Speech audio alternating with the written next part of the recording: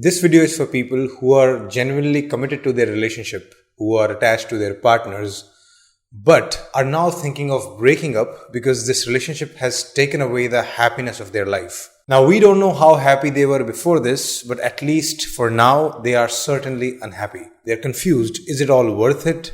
Would I be better off with somebody else, or should I just stay single? Today, I'll give you one really good question, which if you answer well, can be really helpful.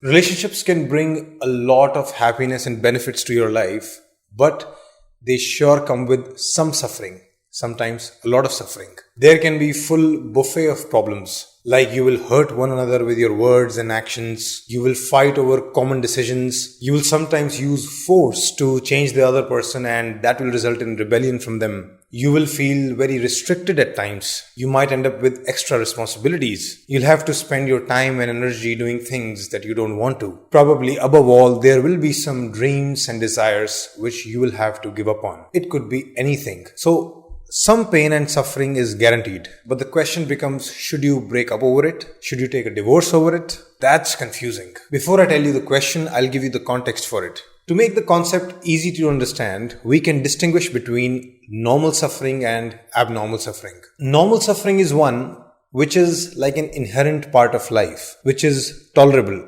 Like you can live your life in a functional manner despite that suffering. This kind of suffering can be accepted, or we can say should be accepted. But abnormal suffering is something which is by definition not a normal part of life. It is something which could be too excessive or too unusual, something which is almost impossible to tolerate, and maybe nobody should tolerate it. An example would be a small scratch on your skin is normal suffering, but a bone fracture is abnormal suffering. So one question is, has your partner given you a few scratches on the skin, or have they fractured your bones? And a bigger question is, what if your partner has only given you a few scratches, but in your mind, it seems like a fracture?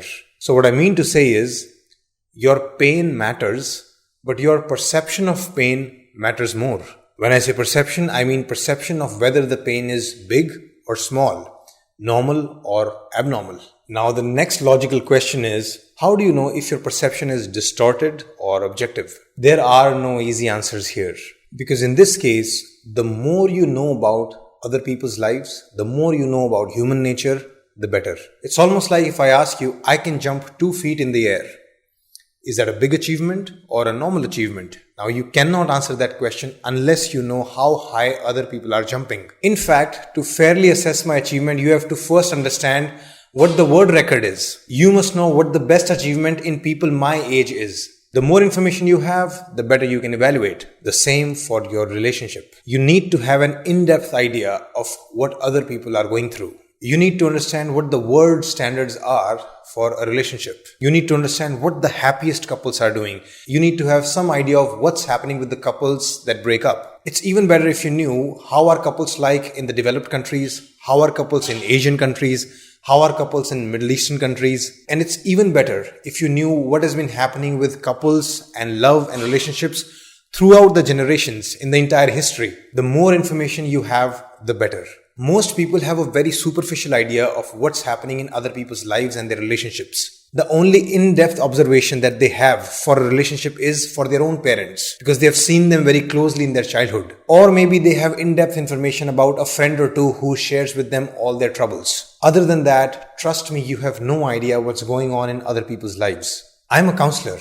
People come and tell me their stories in detail, and I still get shocked by what I hear. There are so many examples. A husband sleeping with his sister-in-law. A wife leaves the husband after a few months of marriage and files a false case of dowry and takes away a big chunk of their wealth. A couple fighting so much, making so much noise that the landlord actually kicks them out. A husband promising a wife to have a nuclear family, but after marriage changes everything and even forces the wife to leave her job. A wife so possessive and so jealous that she won't allow the husband to talk to any female whatsoever, and even has problems with husband hanging out with other male friends. And now the husband has lost all social life. I can go on and on and on. And then there are other long-term issues, like one couple is distressed because they can't have children. One couple can't even have sex. One couple is dealing with some lifelong illness. The amount of suffering that exists in the world is just unbelievable. And this gives you perspective what life is. Life was never meant to be a throughout hunky-dory, joyous, bubbly ride. Majority of life is just plain and boring. Then there are struggles and pain and suffering.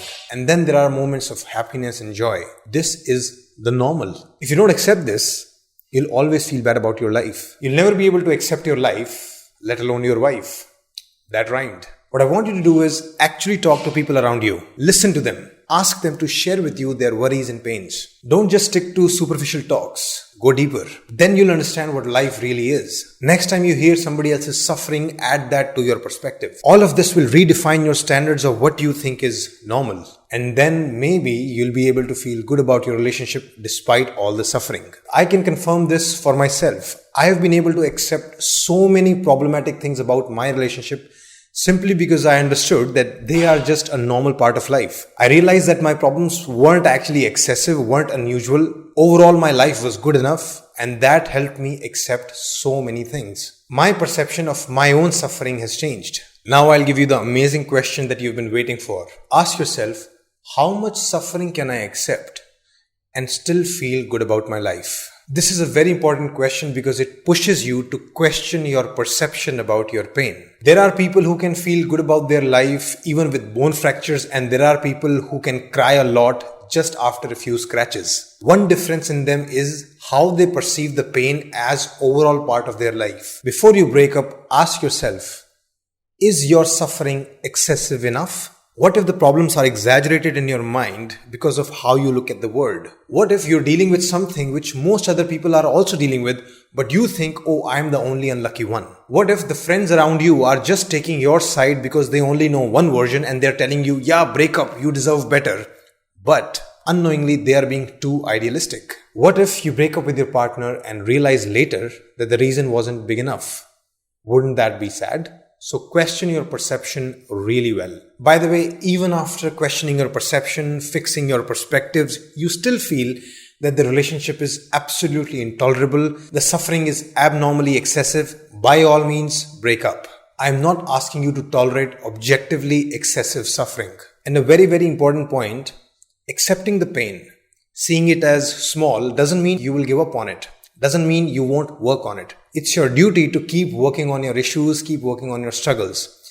Accepting the pain means that even if you're unable to solve it, even if you're unable to improve it, you won't run away from the situation because deep down you consider it a normal part of life. So now I'll repeat the main question. Before you ask yourself, should I break up or not? Ask this question, how much suffering can I accept and still feel good about my life? That's it. Thank you for listening. I hope this helps. Please share this video with your partner if you think their perception is a bit distorted and they are giving up on the relationship maybe too soon. Also, tell me in the comments, what are the situations that make you want to break up? What are the moments where you feel like giving up on the relationship? I would be eagerly waiting for your responses. Thanks for listening to my videos, but if you are dealing with complex issues and your problems are deep-rooted and very painful, then I suggest you should go for counseling. You can find somebody on your own or you can come to us. We now have a team of counselors. So even if I'm unable to work with you personally, you can trust our counselors. They work very hard to help you. You can find our counseling application form in the YouTube description or on our website www.shridharlifeschool.com.